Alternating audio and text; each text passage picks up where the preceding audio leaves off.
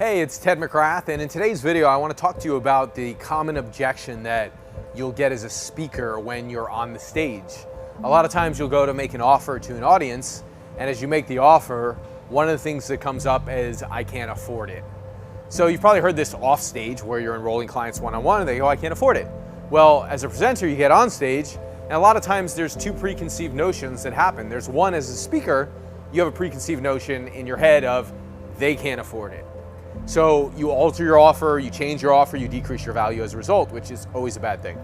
The second piece is you have the audience in there that going, I can't afford it. Now, let me address both of those. Let's start with the audience.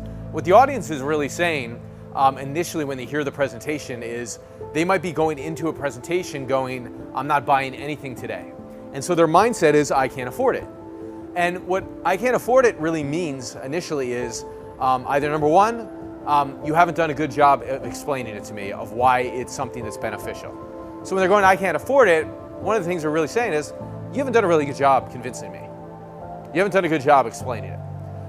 So that's one possibility there on the table, that you have to make sure that your presentation is so effective of, one, being clear on the exact steps that somebody needs to take to get the outcome.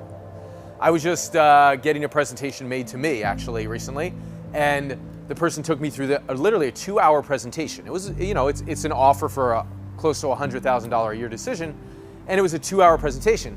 Now I went into the presentation in my mind like, well, I don't want to make this investment right now. And part of it was I just had made some investments, one $4,000 a month and another $7,000 a month, and I'm like, I just outlaid money of investing into my business. I'm like, I'm not willing to make this investment right now. Financially, it doesn't make sense. And for me, the words weren't, I can't afford it, but I was saying, I'm not going to do this. Like, I don't want to put the money out right now. And so 2 hours later, I'm like, oh, I should do this. So the only reason that changed for me was they did a really good job of outlaying the steps of the presentation for me to all of a sudden change my mind. So initially when somebody's going, I can't afford it, or I don't want to invest the money right now, what they're really saying is, you haven't done a good job explaining this to me yet. Somebody might come into a presentation and go, hey, I'm just here to attend the seminar and listen right now, but I'm not going to buy anything. So what they're saying there is like, I'm not willing to outlay any money right now. Which some people are like, I don't want to put money out right now, or I can't afford it, right? And so that mentality is easily overcome by explaining it effectively, okay? At the end of a presentation, when somebody looks at it and they go, I don't want to do this right now, there's two things that come up for me. One is they're either helpless or they're scared. So for the helpless people, I don't want them. So clearly you just let the helpless people go.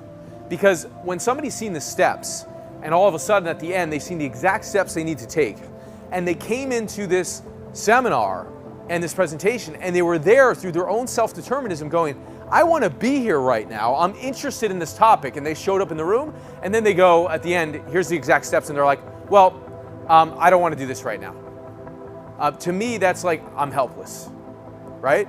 And that's the first phase of it, I'm helpless. So the helpless person to me is like, they're going, I don't want to do this, I don't want to put the money out, although I'm very interested in this. And to me, that's somebody who's not willing to do what it takes to actually get the outcome that you've laid out. And that's assuming you've laid out the exact steps and you've painted the outcome really well. If you've done that and they go, I don't want to do this, to me it's either a helpless person or a scared person. So we don't want helpless people. In a seminar room, if there's 100 people, I don't want all 100 people. If I could get 50 people, it would be amazing, right?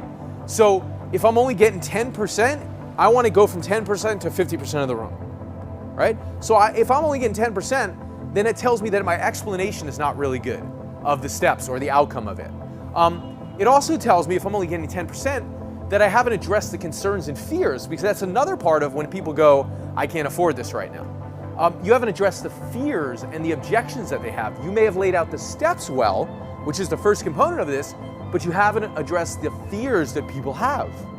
So sometimes when you address the fears, the person who's helpless will actually come out of a place of being helpless. They'll know that their fears are valid, that everybody has them, and all of a sudden they'll go, I don't have to be afraid anymore, and they'll make the decision. If you've addressed their fears, if you've addressed the voice in their head at this point, and they're still in the place where I don't want to do this, then they're totally helpless, And what they should probably do is go join some program that's free. They should probably go to like, some program out there that helps people that are in a really poor condition, that has free services that can help them. Because that's not a person that's able right now. And in my pitch, I'm making a presentation for people that are able.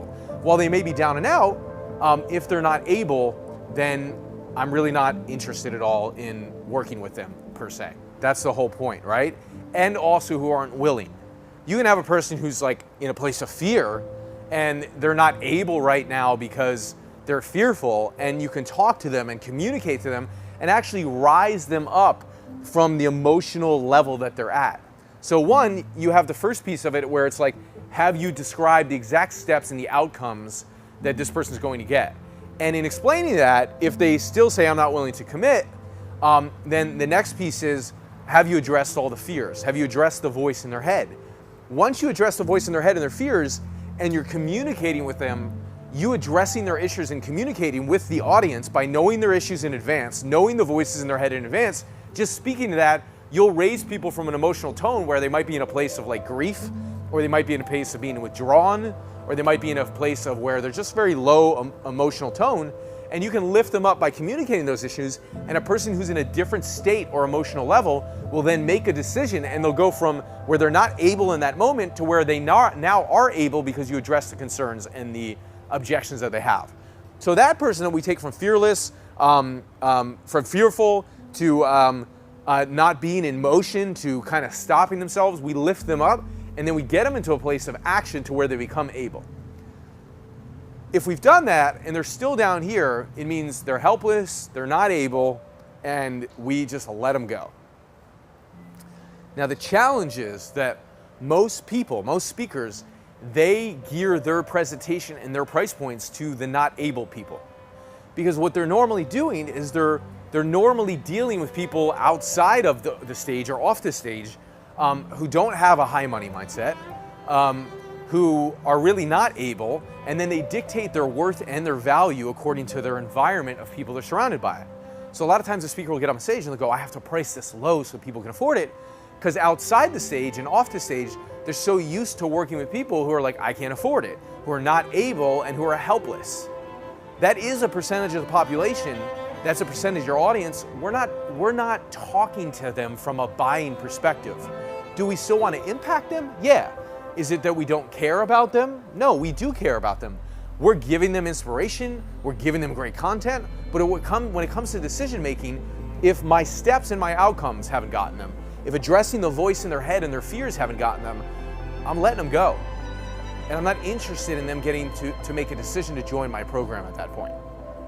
They've gotten what they needed, perhaps it will change their life in some other way, but they're not serious about making the decision.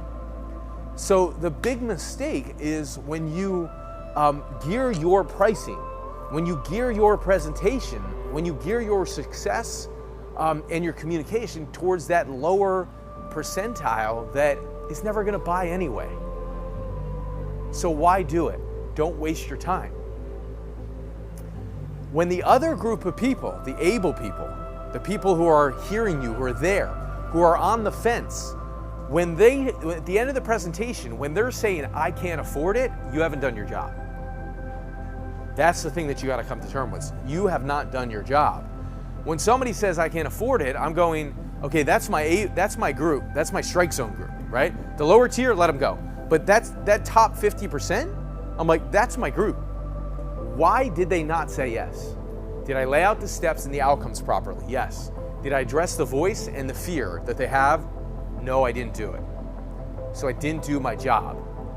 So if you didn't do your job in the presentation, it's going to show up in your numbers and you're going to get 10% of the room saying yes rather than 20, 30, 40, 50%. Over time, you'll master this and gain expertise in it. When I'm selling a $2,000 program from the stage, if I'm not getting 20%, I'm not doing my job. It's just not doing my job. So a bare minimum 20. If I'm 20%, I walk away, I'm like, okay. Then I gauge the audience. Then I go, okay, these people here, did they pay to be in the room? If it's a free room and I'm doing 20% of the room on a free room, that's really good because they didn't pay anything to be there. So the quality of people in the room is not as high. But if it's a paid room where they paid already $1,000 and $2,000 to be at that seminar and I'm speaking at it and they're saying, and I'm only getting 20%, I'm a little concerned. I should be getting more like 30% to say yes to my 2K or my 1K offer, right? And if they're super qualified, where they've invested $5,000, $10,000 to be there, I should be getting 50% of that room to say yes to my offer. Make sense? So really, really important to look at the quality of the room and not let your results be dictated, or your own self-esteem and self-worth about your presentation be dictated because you had a crummy room, okay? Now, just because it's a free seminar doesn't mean it's a totally crummy room. It means there's a percentage of people in that room that are quality, that are willing to make decisions. There's a percentage that are like, I'm ready. There's a percentage that are like, I need the steps and the outcome. And there's another percentage that goes, I have fear, help me get through the fear and I'll say yes. And then there's the rest that you let go, all right? Those rest may come back one day, may be in a different situation. We're not going after them, okay? So that's how I look at the I can't afford it. So you have the audience's perspective, which is the first one. They have that preconceived notion going in of I can't afford it. And our job is to change their perspective, change their emotional state, and lift them up on the scale so that they are able and taking action. Then there's you as a speaker. If you go into a room that's ready and willing, that's qualified, and you have a preconceived notion that your stuff isn't valuable, that people aren't going to buy, that you're not good at sales, it doesn't matter how quality the room is, you're going to underprice your stuff. Your closing percentage, which I like to call an inspire percentage, because all closing is inspiring people to take action. Your inspire percentage is going to be really, really low. And then you're going to look at it, you're going to go, I'm no good at this. I have the wrong marketplace. But it's not the wrong market. It's qualified people. If you're in the right room, it is the right market. And you come in with a preconceived notion that I'm not worth it, my programs aren't worth it, and people aren't going to say yes. So you have to come in with the understanding that, one, I'm worth it. That's the first piece. Your notion, your preconceived postulate or your preconceived idea going in needs to be, I'm worth it, my stuff's valuable. And you need to charge more than you think it's worth. Because I can promise you, you're going in and you're undervaluing who you are. Most everybody does it. Okay? The second thing is you need to go in not just with the idea of I'm worth it, but then you need to look at your program and go, my program and the steps I'm delivering and the outcome that I'm promising is worth it to them. And if for some reason the outcome isn't promising and you have not up-leveled the outcome. Up-leveling the outcome means when somebody buys a program from me to become a speaker, the outcome isn't they just are a better speaker and they sell more from the stage. The outcome is they become a better speaker, they sell more. Because of it, they have more confidence. Because of it, they make more money. Because of it, they get more clients. Because of it, they have a better lifestyle. Because of it, they make a greater impact. Because of it, they're a better parent. Because of it, they're a better member of society. Because of it, their value goes up in all areas of their life and it's worth tenfold what they think it is. That's up-leveling the outcome. If you go in with a preconceived notion that your outcome is not worth it and you're not clear on what the up-level outcomes are, you're done and you're not going to sell. You need to know all these different outcomes so you're convinced that your program is that good.